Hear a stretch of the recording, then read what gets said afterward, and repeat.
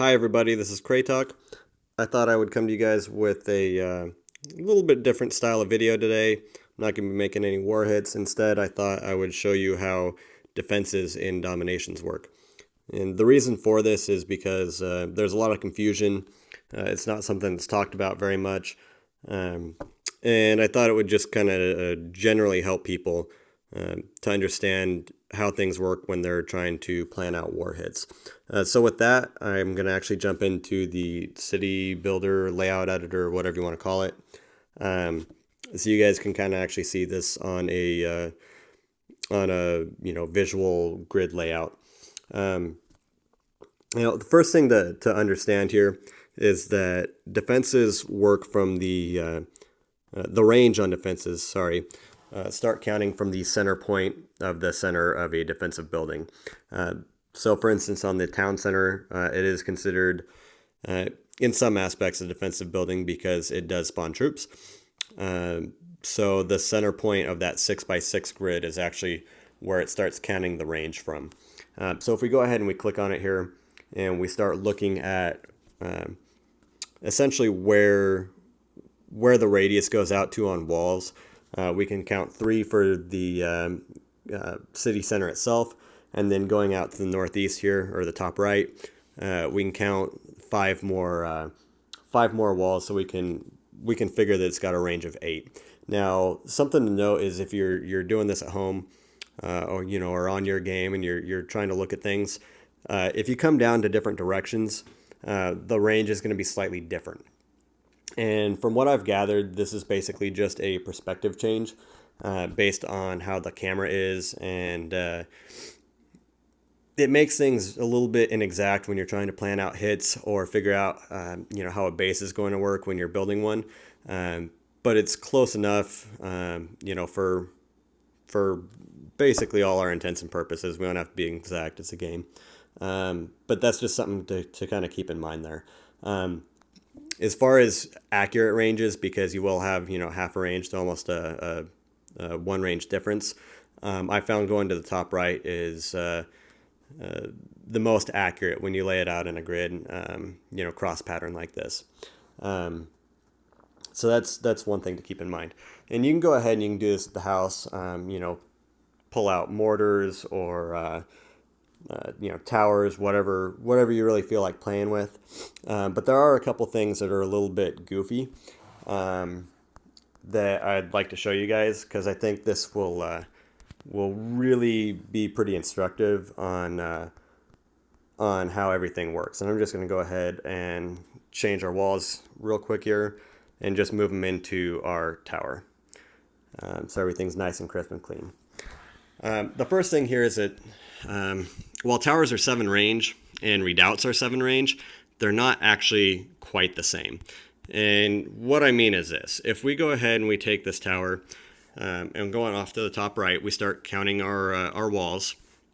They're both 3x3 grids, so if we start counting our walls at 7 range, they should be the same distance.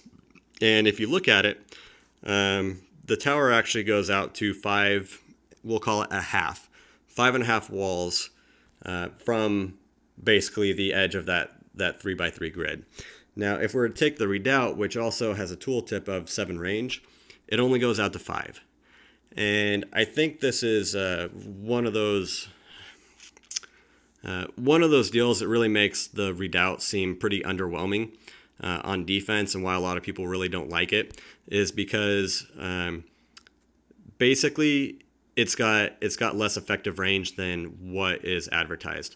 And this becomes really important when you realize how attacking works. So while the defensive buildings go from the center and their range is counted out from the center of the building, the attacking units only have to hit the outside of a building. They don't have to hit the center of it.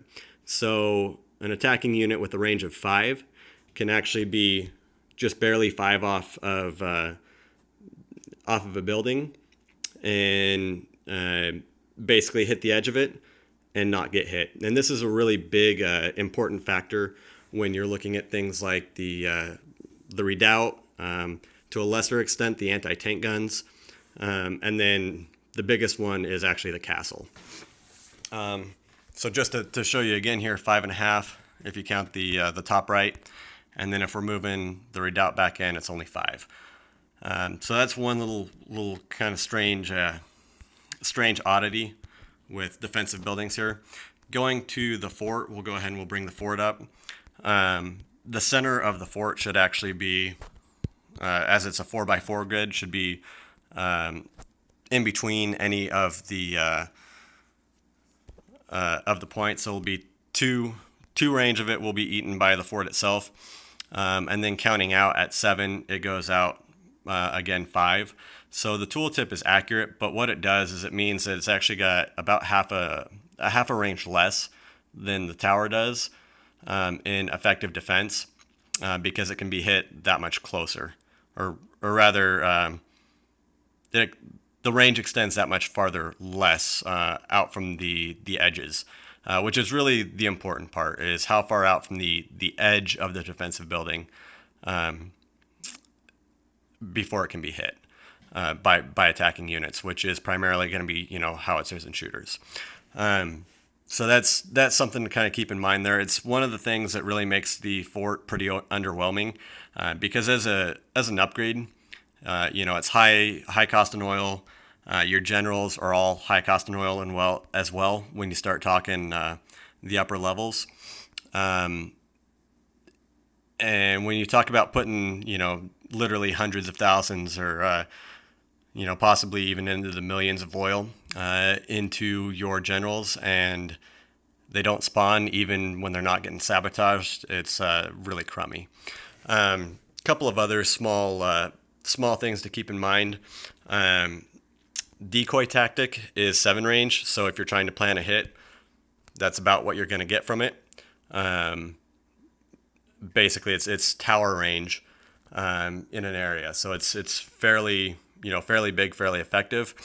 Sabotage is 2 and decoy is 2, and again, that's 2 radius, so it's 2 in either direction. So it's really 4 across, 4 high, 4 tall, however you want to put it. So that's a couple of quick things right there. Let's see. Trying to think.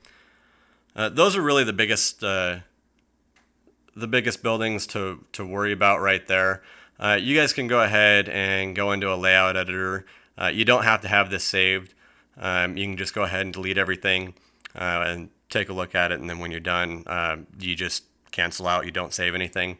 But it gives you a good visual on basically on where things are going to work and how they're kind of going to play out when you're trying to attack bases in particular.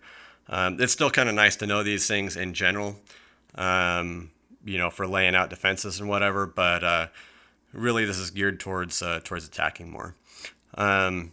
Anyways, if you guys have some questions, comments, concerns, whatever, feel free. I'm happy to take a look, respond if you guys go ahead and post questions, and possibly make more content in the future, if it's something that I actually feel, I know anything about. Anyways, hope you guys learned a little bit, find this useful, and if you can add anything to it or have anything for me, please let me know. Anyways, thanks for watching, and good luck.